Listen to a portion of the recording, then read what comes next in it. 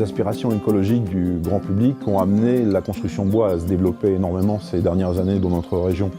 Le matériau bois est considéré comme un matériau d'avenir et c'est même le seul matériau qui soit en développement durable, si on peut dire ça, puisque c'est le seul matériau qui soit capable de se régénérer.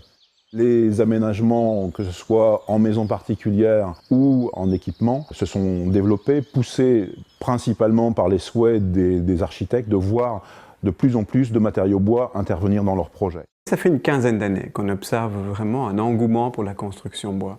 Si dans les premières années, les gens paraissaient un petit peu sceptiques, je pense que clairement la qualité constructive fait que ce scepticisme disparaît au profit d'un intérêt environnemental, au profit d'un bien-être dans la construction bois.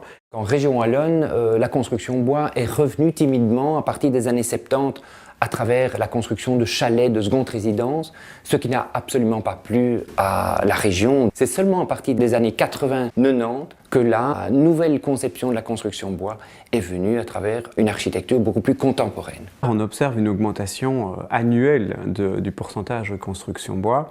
En France, on a des chiffres qui avoisinent les 4% de part de construction bois par rapport aux constructions totales. Je parle là en construction neuve. En Belgique, on est 2 à 3 fois ce chiffre-là, certainement. Donc là, le pourcentage de construction bois est important. On va l'utiliser aussi bien en structure pour le bâti, en vêture pour l'extérieur du bâtiment, mais aussi pour l'aménagement intérieur. On va l'utiliser en sol, on va l'utiliser aussi en meuble. Donc le bois va pouvoir trouver toutes ses utilisations dans le domaine du bâtiment et de l'habitat. Nous avons réalisé plusieurs business working qui ont permis justement cette rencontre entre le candidat bâtisseur, l'architecte et le professionnel de la construction.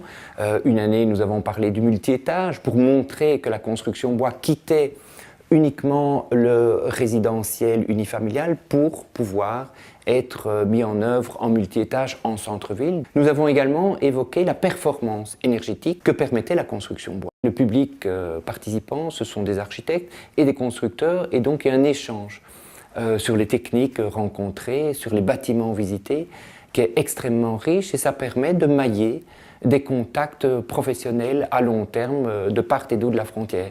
On peut échanger des idées, on peut échanger des manières, des systèmes, des principes constructifs, des principes de mise en œuvre, et c'est clair que sans cet échange transfrontalier, sans ces programmes européens, ça ne pourrait absolument pas se faire.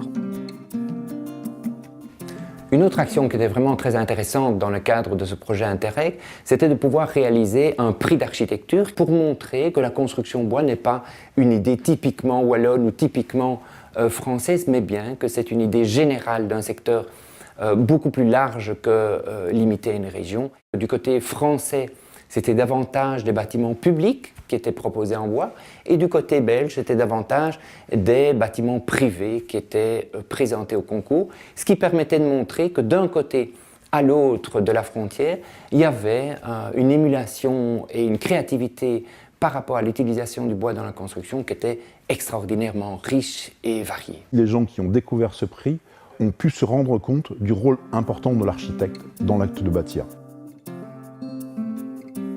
L'escalier qui va jusqu'en haut du bâtiment, il est fait également 100% en bois. Donc cette visite, elle est organisée dans le cadre du programme Eurowood 4, qui est un programme transfrontalier de valorisation de la filière forêt-bois sur la région wallonne, le Nord-Pas-de-Calais, Picardie et Champagne-Ardenne. On voulait que ce soit un bâtiment HQ, haute qualité environnementale, donc on a utilisé des matériaux innovants et des matériaux respectueux de l'environnement. Et parmi ces matériaux respectueux de l'environnement, il y a le bois. Alors pourquoi on a utilisé le bois ? Il y a plusieurs avantages au bois.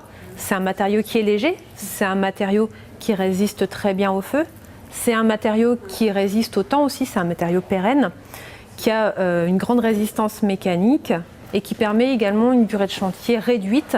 On a utilisé de très gros volumes de bois. Rien que pour la structure du bâtiment et les planchers, on a 115 mètres cubes de bois. Tous les murs du bâtiment sont isolés grâce à de la laine de bois. On a à peu près 115 mètres cubes d'isolant en laine de bois.